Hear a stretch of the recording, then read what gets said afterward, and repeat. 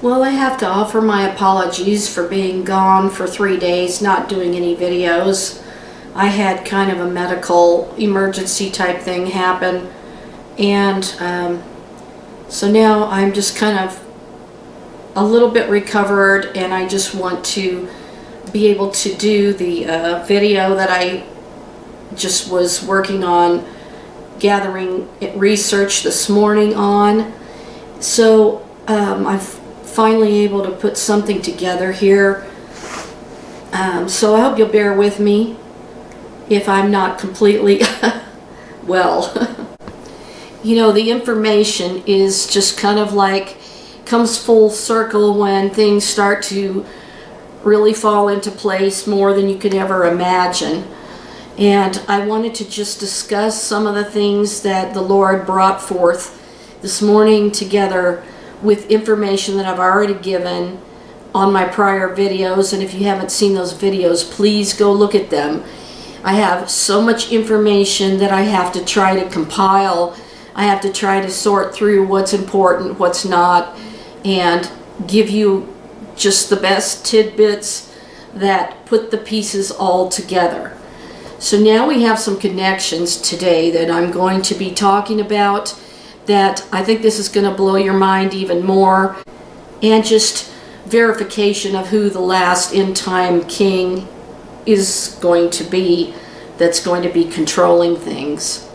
I first want to start off by saying that there's some bit of misinformation about the COP27 climate change meeting convention that's going to be held. It's in November, and I just wanted to correct some things that some people have said about it, because it's not going to be held on Mount Sinai. I don't know where people got that idea or whoever said that.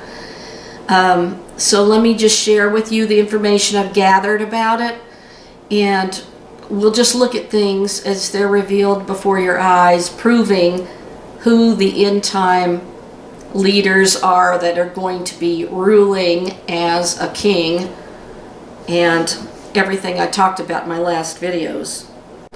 So I would like to tell you that the convention is taking place in the Egyptian Red Sea city of Sharm El Sheikh.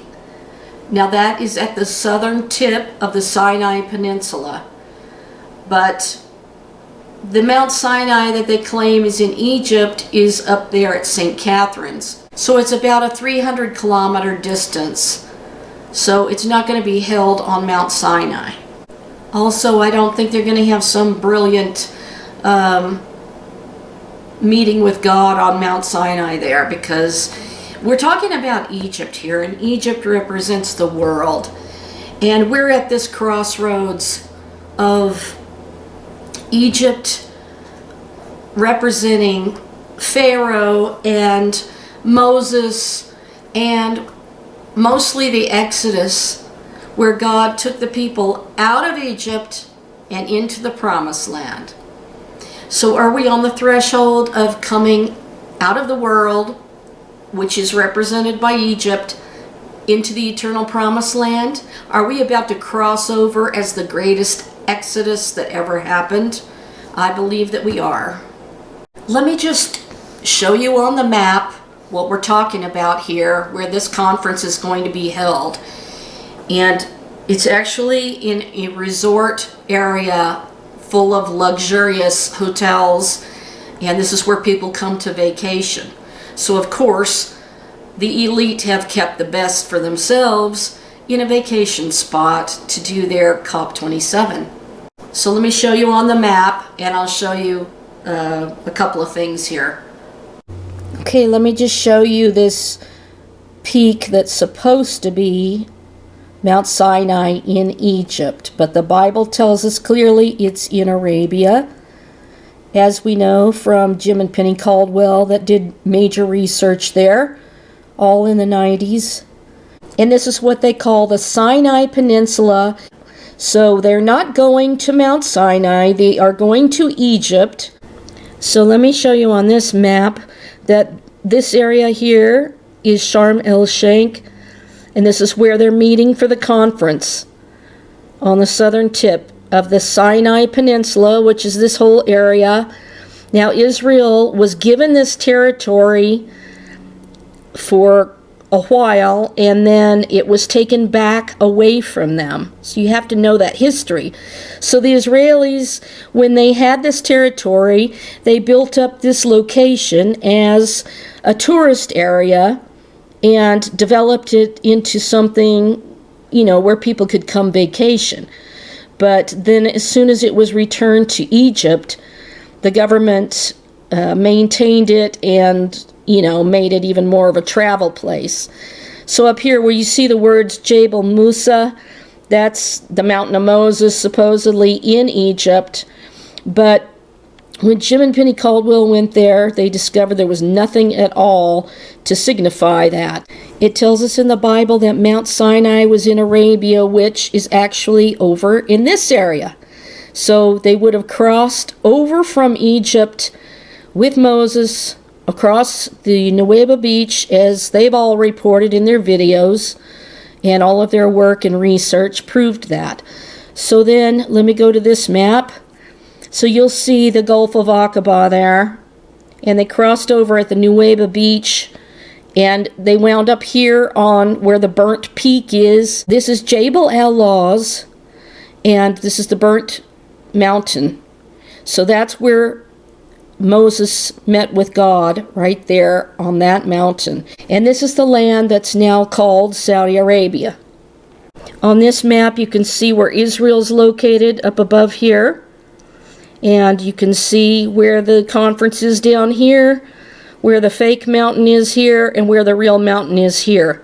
And where they crossed over this body of water into the promised land. This is where the conference is going to be held here. If we go back to this map, you can see the conferences down here, and the fake Egyptian Mount Sinai is there. But they actually left Egypt and went into Arabia, headed towards the Promised Land. Of course, they were forced to wander around the wilderness. Many of you have already seen that and known that and seen the DVDs of Jim and Penny Caldwell. And God brought me together with Penny Caldwell by a miracle when my book was published, and my story coincided with her story, and it was pretty incredible. It was really a work of God.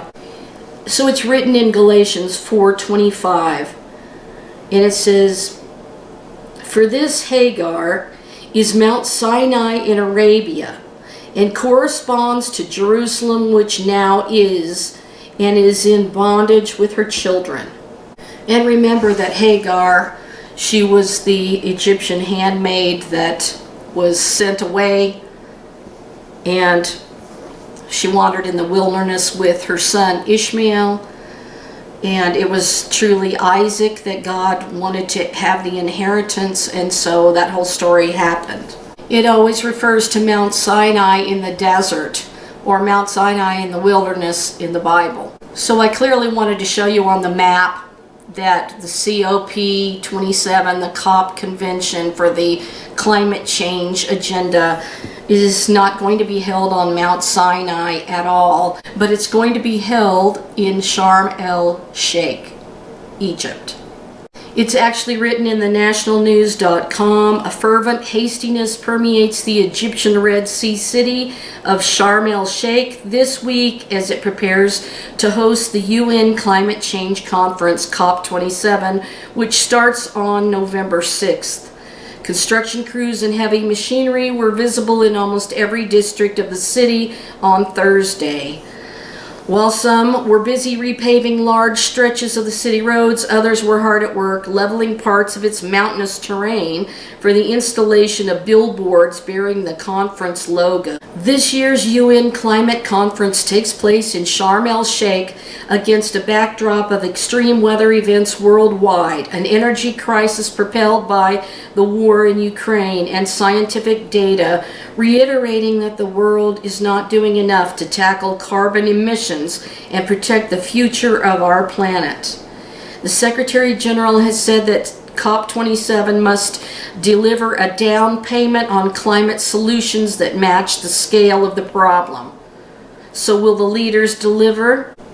UN News will keep you informed during the 2 weeks of the conference, officially kicking off on November 6th. But before our multimedia team heads for the shore of the Red Sea, we've compiled a guide to some of the most important things that you need to know. So let me just reiterate that they will not be anywhere near the real Mount Sinai in Arabia. They'll be on the Egyptian side of things. So this is very interesting indeed. Now you might find this interesting, the role of state courts in international arbitration. Sharm El Sheikh series of conferences is the world's sole biennial event on the role of state courts in international arbitration, known to have established a permanent venue for practitioners from all over the world for the exchange of expert views on the diverse relationship between state courts and arbitration in a cross-cultural context. The Cairo Regional Center for International Commercial Arbitration, it actually has a seal, and on the seal are a pair of scales, which I find very interesting since the black horse in the book of Revelation has a pair of scales. And I'm talking about, like weights that even out, and you put stuff in and the other one goes up, then you try to level them out so they're balanced.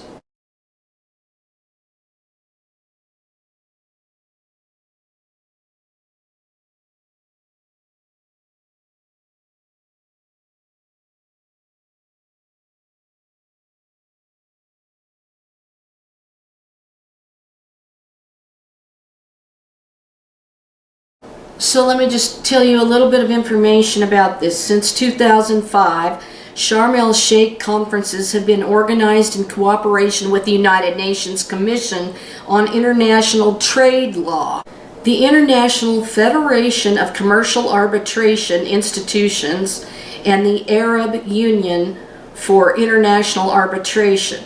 The idea of Sharm El Sheikh conferences first blinked in, and they give the initials of these groups, the Regional Judicial Colloquium held in Cairo in 2002. Upon the unique success of the widely attended colloquium, the UNCITRAL encouraged CRCICA to keep up the tradition of holding similar events as an academic follow-up on the important topic. So they have all of these leaders come from all over the world. So let me just give you a little background information about Sharm El Sheikh, the place where they're holding this. It's commonly abbreviated to Sharm. It's an Egyptian city on the southern tip of the Sinai Peninsula in South Sinai Governorate, on the coastal strip along the Red Sea. Its population is approximately 73,000 as of 2015. Sharm El Sheikh is the administrative hub of Egypt's South Sinai Governorate, which includes the smaller coastal towns of Dahab and Nuweiba, as well as the mountainous interior, which is St. Catherine's and Mount Sinai. The city and holiday resort is a significant center for tourism in Egypt, while also attracting many international conferences and diplomatic meetings. It also says about Sharm El Sheikh, Egypt, the area was occupied. Actually, they had given the land to Israel, but it was taken back. And they say from 1967 to 1982 by the Israelis, who began building the town as a tourist destination. Its development as such continued after being returned to Egypt. So this was part of the territory that biblically Israel is supposed to have according to God, and it was given to them and then it was taken back by Egypt. So now they built up this resort town, and it was Israel that was responsible for building it up into what it is today, where they're having these conferences. Egyptian guns were installed in the area to prevent shipping from reaching Eilat, Israel's only port on the Gulf of Aqaba. The installations were captured by Israelis in the Sinai campaign of 1956, and the bay and strait were guarded by a United Nations emergency force from 1957 to 67. Egypt's withdrawal of the UN force and its closure of the strait in May 1967 helped precipitate the Six-Day War of June 1967. Following that war, Israel again occupied the area until Israeli forces withdrew from the Sinai Peninsula in the early 1980s in fulfillment of the Camp David Accords peace agreement negotiated with Egypt. The development of the area as a recreational and tourist site began under the Israeli administration and was continued by the Egyptian government. Today's luxury resorts, restaurants, nightclubs line the coast. The area's clear water and extensive coral reefs have made Sharm El Sheikh a popular site for snorkeling and scuba diving. The city's proximity to several prominent Middle Eastern countries and its luxurious accommodations have made it an attractive location for a number of international peace conferences, gaining Sharm El Sheikh special recognition from UNESCO as a city of peace. And that's why they're meeting there, because they consider that the city of peace. Incidentally, the word shalom and Jerusalem correspond to the city of peace. And what do we know about the Antichrist? He's coming on a platform of peace. And personally, I believe they're using this as one more platform to excel the elevation of their king that they're going to put in place. And because Israel is supposed to have this land and it was taken away from them, well, it makes sense to me that this is why they're meeting there, to do all of these peace initiatives, because we know that ultimately the Sanhedrin wants to replace the United Nations with representatives from the 70 nations and all sit there with the new Sanhedrin as the World Supreme Court. Where the Sanhedrin building, that's a circular shaped building that's open in the center to the sky, and they're all going to sit around in a circle, and it looks like an all-seeing eye, because I touched the blueprints for it when they unfurled them when the rabbi came here to speak, when they released that they had already created the blueprints for that building. So their intention is to make themselves the World Supreme Court. So is it any wonder that Israel was over in this area where this meeting of COP27 is going to happen? No, it's no wonder at all. And they plan on, having, I believe that the Antichrist is going to take a seat there in that Sanhedrin building. And this is where they're going to replace the United Nations, and they're going to have representatives of all 70 nations come together right there in Jerusalem. So this is leading to that point, and I'm just going to show you how more pieces of this puzzle fit together, and it may be kind of a bit surprising.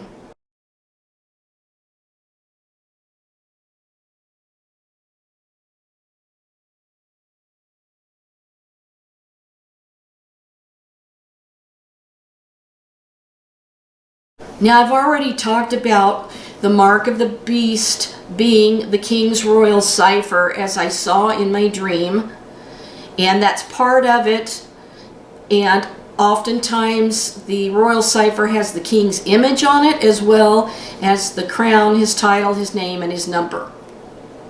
And now that you know that the conference is not taking place on any of the Mount Sinai's, it's just in the Sinai Peninsula down at the tip, as I showed you on the map. So if part of their deal is to establish their earthly king, their Messiah, right there in the desert at this convention in Egypt, so I just want to give you this interpretation that the Lord presented in my heart about this, that if anyone says to you about the Messiah, behold, he is in the desert, go not forth. Behold, he is in the secret chambers, believe it not. So where are they meeting with King Charles III if he does wind up going there after all? And they're going to be proclaiming him the king, the anointed one, when he's coronated later on in May. And that happens to be Matthew 24:26. If they say the Messiah is on Mount Sinai or in the Sinai, do not believe it. If they say the Messiah is over there in the third temple, believe it not. He's coming down from heaven.